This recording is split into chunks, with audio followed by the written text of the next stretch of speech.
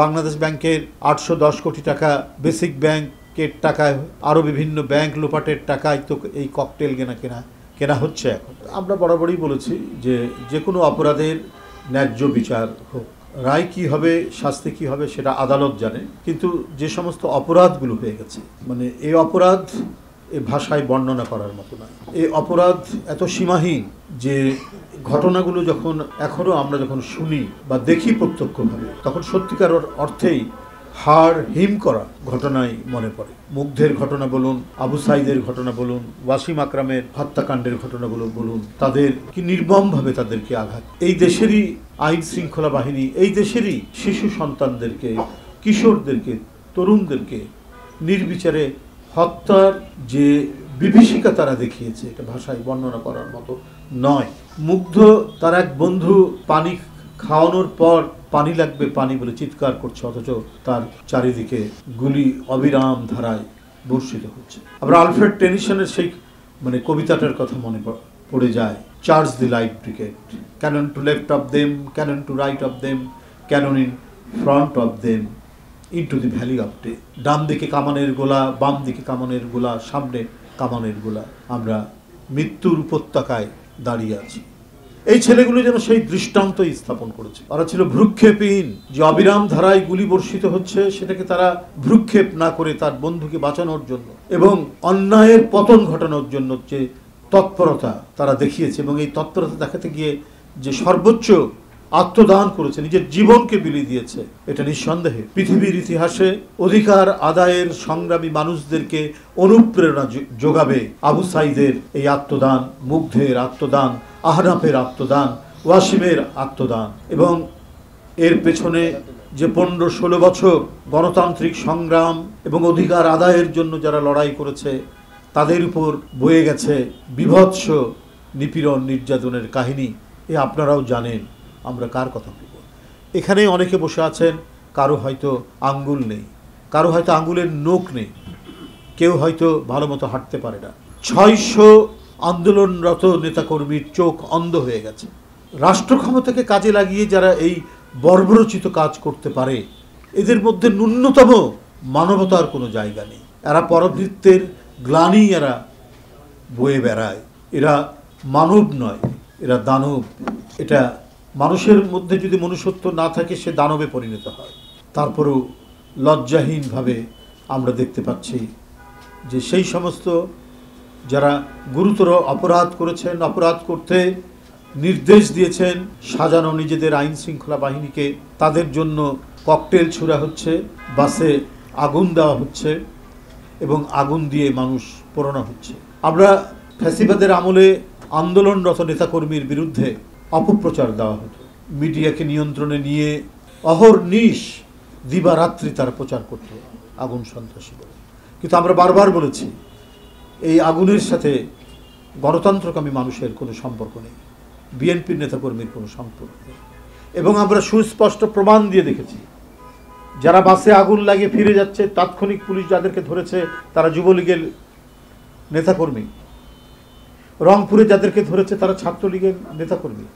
রাজশাহী বিশ্ববিদ্যালয়ের ছাত্রলীগের এক নেতা ফেসবুকে স্ট্যাটাস দিয়েছে, কাজ করি আমরা, নাম হয় বিরোধী রাজনীতিকে। এর তো আর প্রমাণ দেওয়ার কিছু নেই। বিহঙ্গের মালিক এমপি বরিশালের, সেখানকার জেলা পরিষদ চেয়ারম্যান সেও আওয়ামী লীগের, নিজেই স্বীকার করলেন যে গাড়িতে আগুন দিয়েছে এই বিহঙ্গ পরিবহনের মালিক যে এমপি। আপনাদের মনে আছে না কিভাবে সেই আওয়ামী লীগেরই একজন নেতা তিনি বললেন। তো এই ধরনের অসংখ্য প্রমাণ রয়েছে যে এটা তারাই করেছে। এখন সেটার আরও সুস্পষ্ট প্রমাণ হচ্ছে যে আগুন সন্ত্রাস কারা করে, তার নমুনা এখন প্রতিটি এলাকায়, বাস স্ট্যান্ডে, গাজীপুরে, ময়মনসিংহে, বাংলাদেশের বিভিন্ন এলাকাতে তারা করছেন। কারণ আমি আগেই বলেছি যে টাকা অনেক পাচার হয়ে গেছে বটে, কিন্তু কিছু টাকা তো আছে বিভিন্নভাবে ঘাপটি মারা। বাংলাদেশ ব্যাংকের 810 কোটি টাকা বেসিক ব্যাংকের টাকায় আরও বিভিন্ন ব্যাংক লোপাটের টাকায় তো এই ককটেল কেনা হচ্ছে। এখন পদ্মা সেতুর টাকায়, মেট্রো রেলের টাকায় তো এখন ওই টাকা দিয়েই তো আগুন লাগানো হচ্ছে বিভিন্ন গণপরিবহনে। জনগণ চায় ন্যায্য বিচার, সেই ন্যায্য বিচার জনগণ প্রত্যক্ষ করছে, প্রত্যক্ষ করবে। শেখ হাসিনার মতো আমলের মতো, ফ্যাসিবাদের আমলের মতো যে নির্দেশিত আদালত, মানে কোনো শক্তিশালী ব্যক্তির নির্দেশে আদালত পরিচালিত হয়, প্রশাসন পরিচালিত হয়, সব কিছু পরিচালিত হয়, আইন কানুন সব, সেই পরিস্থিতি এখন হবে না, এটা জনগণের বিশ্বাস আছে। তো যাই হোক, আমার আর নতুন করে কোনো কথা নেই।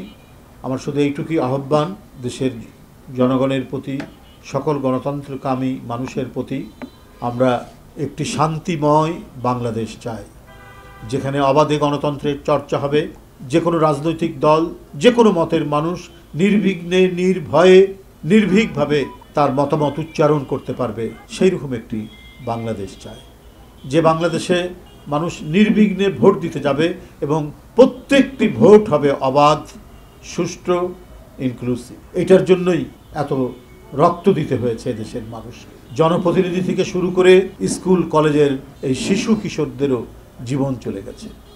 এরপর আমাদের আর নতুন করে কিছু নেই।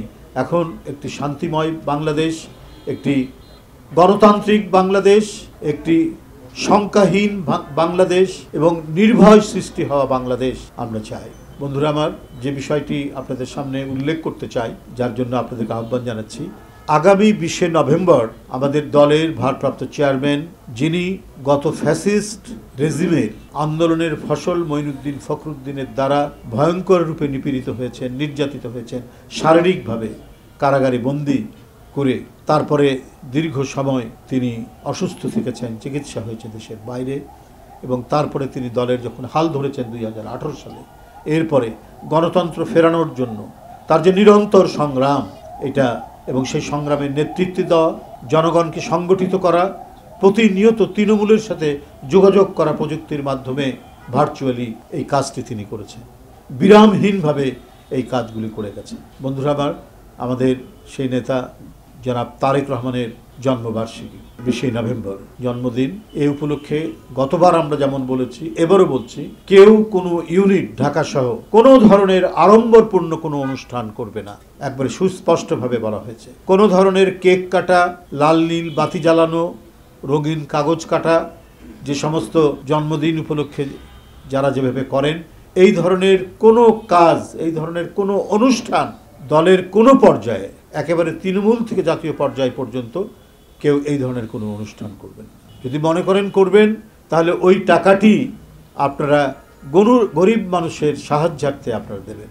আপনারা জানেন এখনও মানুষ 5-6 দিন না খেয়ে থাকে। গতকাল পটুয়াখালীর আমরা একটি প্রত্যন্ত অঞ্চলে গেছি, একটানা 5 দিন না খেয়েছিল এক ব্যক্তি। সেটি সংবাদপত্রে উঠাতে ভারপ্রাপ্ত চেয়ারম্যান লন্ডন থেকে সেটি দেখেছেন, এবং আমরা বিএনপি পরিবারের মাধ্যমে তিনি তাদের সেখানে তার সহযোগিতা পৌঁছানোর জন্য তিনি বলেছিলেন। আমি সেই গতকালের সেই কর্মসূচিতে সেখানে গিয়ে উপস্থিত হয়েছিলাম। তো এইরকম বহু বুভুক্ষ মানুষ, নিপীড়িত মানুষ এখন রয়েছে। তো সুতরাং কেউ কোনো আড়ম্বরপূর্ণ অনুষ্ঠান করবেন না, বরং অসহায় মানুষদেরকে কীভাবে সহযোগিতা করা যায় সেইভাবে করবেন। তাও সেটা কোনো ঢাকঢোল পিটিয়ে আপনারা করবেন না। মানুষকে দান করা, সেটা হচ্ছে মানে এক হাতে, ডান হাতে দেবেন, বাম হাত জানবে না, এটাই হচ্ছে বিধান। উনি এই কথাগুলি বলতে বলেছেন, আমি আজ আপনাদের সামনে বললাম। আমরা কোনো ধরনের এখানে কর্মসূচি নেওয়া আমরা নিচ্ছি না, এখানে সবাইকে এটা বলে দেওয়া হয়েছে, এবং আপনাদের মাধ্যমে আমরা সারা দেশে সেটি আমরা জানিয়ে দিচ্ছি।